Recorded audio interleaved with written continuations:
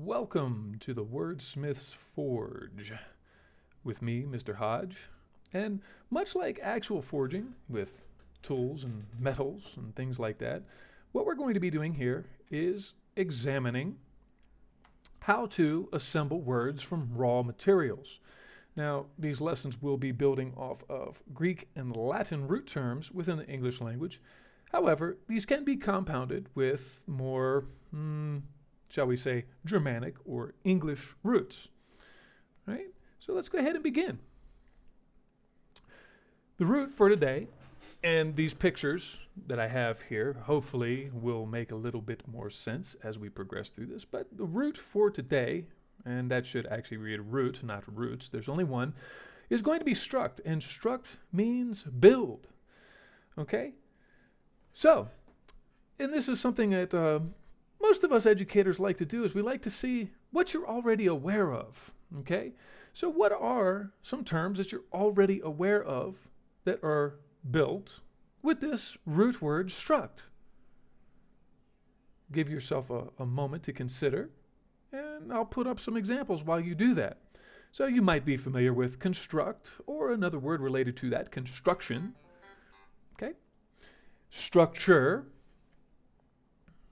and destruction, or perhaps its verb form, which is oft or less often used, destruct. And there again, so hopefully these images make a little bit more sense. Okay, prefixes. And prefixes you might not be aware of. Prefixes are used to shorten whole phrases into single words. All right, and we'll exemplify this, or I'll rather exemplify this, as we progress through this lesson. All right, so prefixes that we are going to need today, these are, again, raw material, as it were, that we're going to assemble into new shapes, new alloys, create words of meaning. Okay, so we need con. Con means with and together. We also have d as a prefix, and this imparts the meaning from, away, down, apart, or not. So it can have these directional sorts of meanings, as exemplified with from, away, down, and apart, right? Directional or proximity, perhaps. It can also be negatory, right? It can also be negatory. We have infra, and infra imparts the meaning beneath, much like if you're familiar with the term infrared, right? It's a electromagnetic spectrum beneath red, right? More commonly, we probably know this as heat, but nonetheless, infrared, right, is beneath the red color in the visible light spectrum.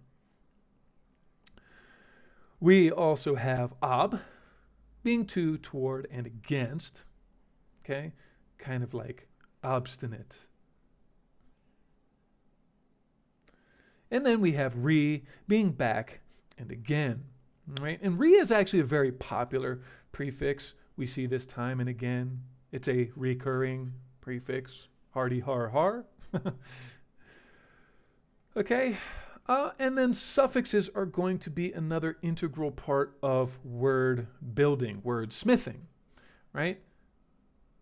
Now, you won't always need a suffix, much like you won't always need a prefix, but you will always need a root term. So be aware of that. But what suffixes do is they modify part of speech.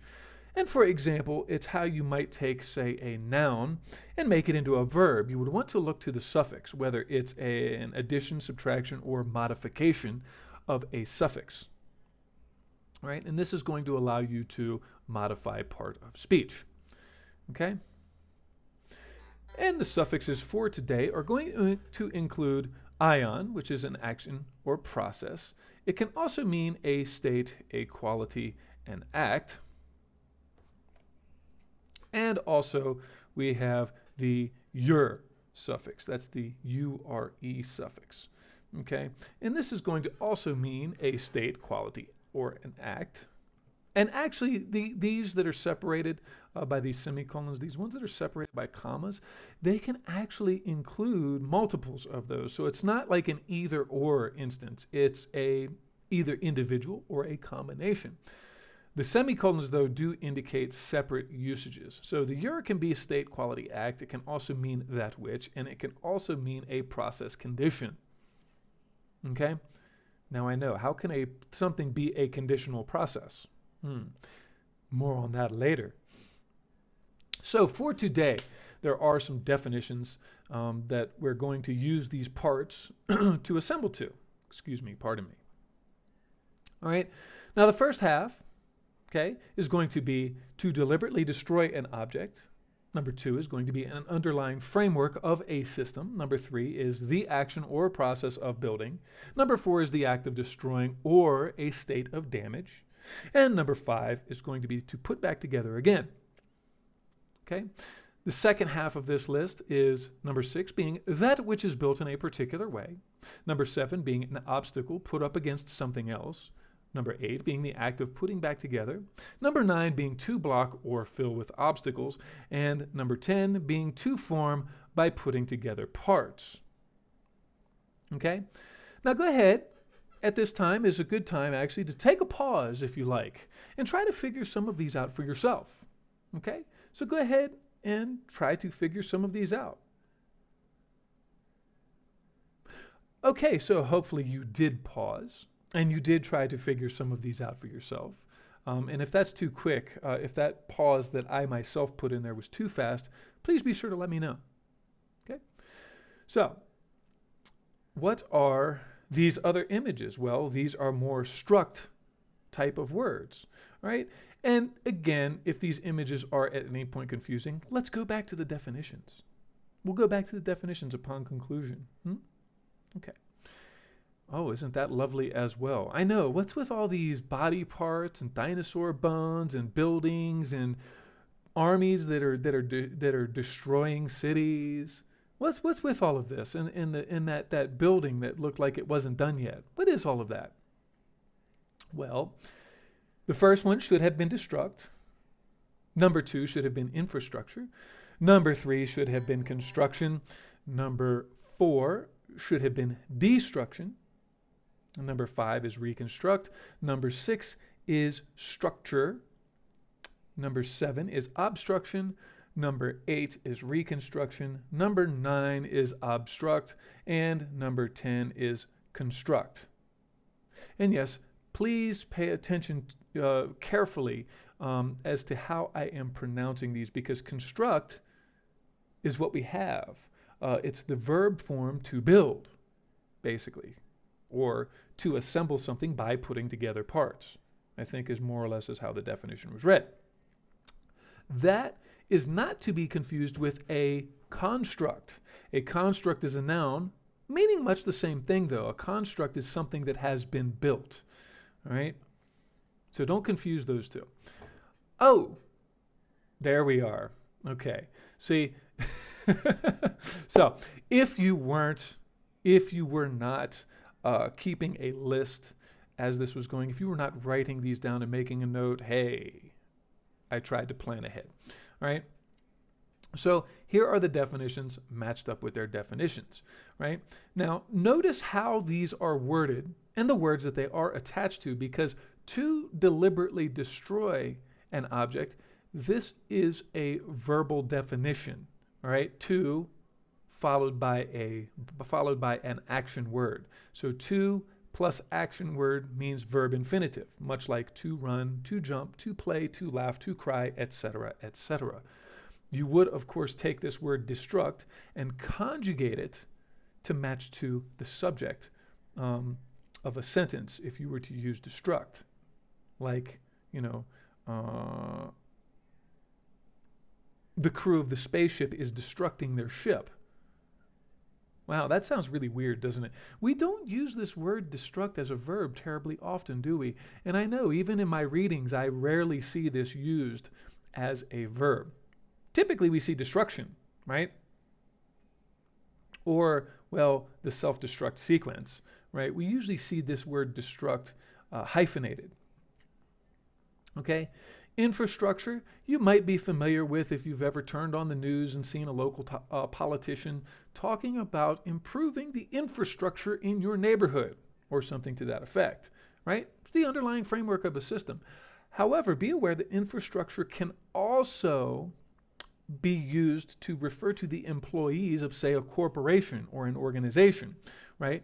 Like the principal and teachers of a school are an integral part of the education system infrastructure, okay? Construction, I think, is relatively straightforward. It's the action or process of building.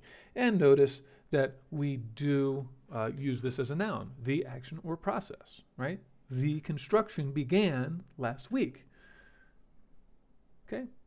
For number 4, destruction, the act of destroying or a state of damage. Now, there's two different ways to look at this. The destruction of the Titanic took place over several hours, right? Well, actually, it wasn't the act of destroying, was it? No, technically it was. I mean, it did run into that iceberg. It was an avoidable situation, was it not? Well, anyway, we'll use that. But also a state of damage, like the destruction that was left after World War I, is still visible in Europe to this day, right? So it's the state of damage. Reconstruct, to put back together again, much like that dinosaur skeleton I had up here earlier. No, it's not the reconstruction. Reconstructing a dinosaur skeleton is a delicate process.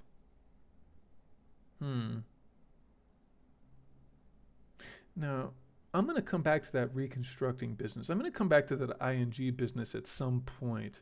It's something that keeps cropping up in my mind of late, and I'm curious about that. Anyway, structure, that which is built in a particular way. Well, the reason I had a lot of these pictures were because these were all things with structure.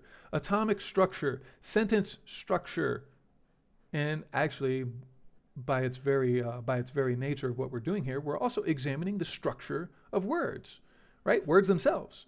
So all of these things are built in a particular way. The structure of the human body, the structure of the canine or feline body, so on and so forth. For number 7, an obstruction, right? Relatively simple. It's an obstacle put up against something else. Like, part of what you do when you go to perform the Heimlich maneuver is check the throat for obstructions. If there are any, please clear them out before you perform, that's CPR, cardiopulmonary resuscitation. Though the Heimlich maneuver actually is also relevant for obstructions, because the reason you do a Heimlich maneuver is to clear the airways of any large obstructions. Reconstruction, for number 8, is the act of putting back together. That's the one for the dinosaur fossils, that reconstruction, so that we kind of get a better idea of what old creatures look like. So see, a lot of these struct words, and what I'm trying to exemplify here is a lot of these struct words, they're not just for buildings. They're not just for buildings. Obstruct is the verb form of obstruction. It's to block or fill with obstacles. As the late, great George Carlin used to say, when people say, lead, follow, or get out of the way, he obstructs. See, there's a perfectly good example of a conjugated form of obstruct. I obstruct. He obstructs, she obstructs, they obstruct, so on and so forth. And last but not least, we have number 10, construct, which is to form by putting together parts. Now, this should be a very familiar one, right? Much like would this be a cousin term? Would it be a brother or a sister term? More on that later. Construct, not construct. Notice how the stress is on the O. Construct is to form by, it's to build. If you wanted a good paraphrasing of that, to build, construct, right?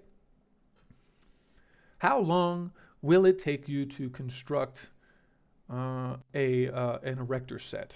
How long will it take you to construct that with your erector set?